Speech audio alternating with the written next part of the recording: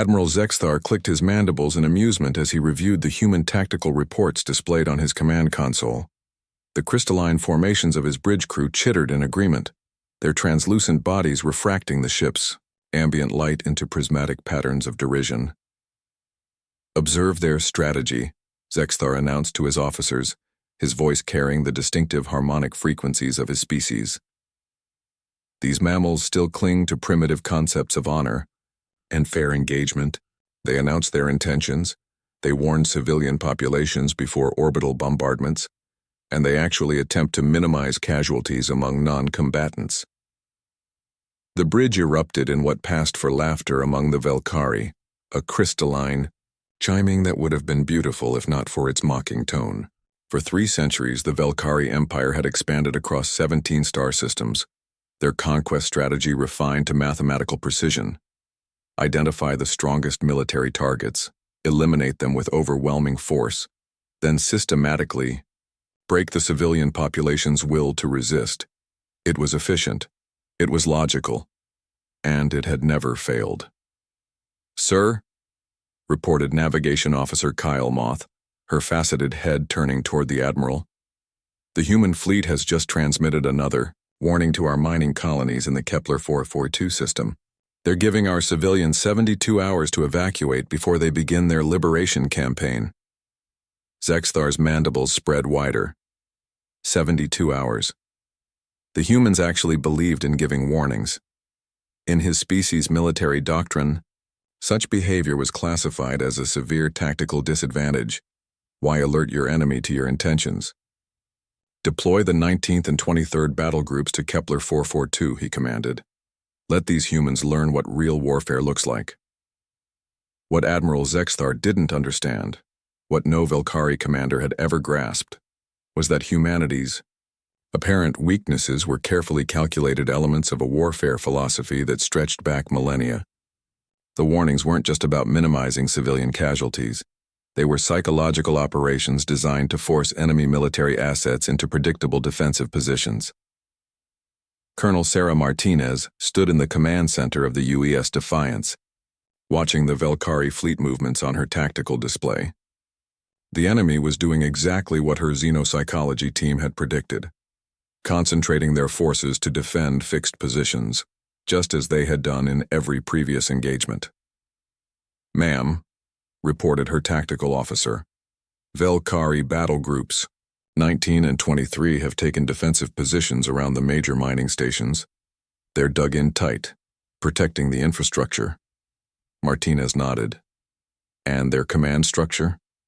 "Completely centralized, as expected. All tactical. Decisions flow through their sector command ship. If we can neutralize Admiral Zexthar's vessel, their entire formation will collapse into chaos." This was the fundamental flaw in Velkari military thinking. Their crystalline physiology gave them perfect coordination when connected through their command networks, but it also made them utterly dependent on hierarchical control structures. Remove the head, and the body couldn't function. "Initiate Operation Slingshot," Martinez ordered. What happened next would be studied in military academies for generations, while the Velkari fleet waited in their defensive formations, expecting a conventional assault on the mining colonies. Humanity executed a maneuver that their enemies' rigid tactical doctrines had never contemplated. The human warnings had served a dual purpose. They had indeed allowed civilian evacuations, but they had also drawn the Velkari fleet exactly where the humans wanted them. What the crystalline admirals didn't realize was that the mining colonies were never the real target. Using gravitational slingshot maneuvers around gas giant KP-442b, a wing of human stealth corvettes had accelerated to nearly 15% of light speed, fast enough that even Velkari sensors couldn't track them until it was too late. These ships weren't targeting the defensive fleet. They were aimed at something far more valuable. Admiral Zexthar was still congratulating himself on his defensive positioning when proximity alarms began screaming across his bridge. The stealth corvettes materialized from the void like vengeful phantoms, their kinetic projectiles striking the Velkari Empire's sector command base with the force of nuclear weapons. In the span of 17 minutes, humanity destroyed not just one command base, but 7. Every major Velkari command center within 50 light years. The attacks were synchronized with precision that the enemy's predictable fleet movements had made possible. The Crystalline Empire's great strength, their unified command structure, became their ultimate weakness.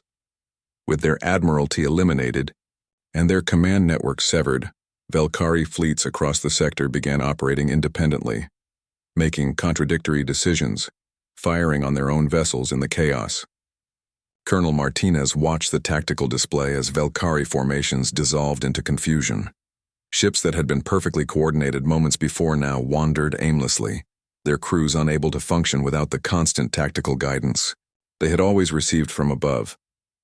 "Ma'am," her communications officer reported, his voice filled with awe, "we're receiving surrender transmissions from over 40 Velkhari vessels. They're requesting terms." Martinez allowed herself a small smile. The Velkhari had mocked human tactics as primitive, inefficient, and overly concerned with minimizing casualties.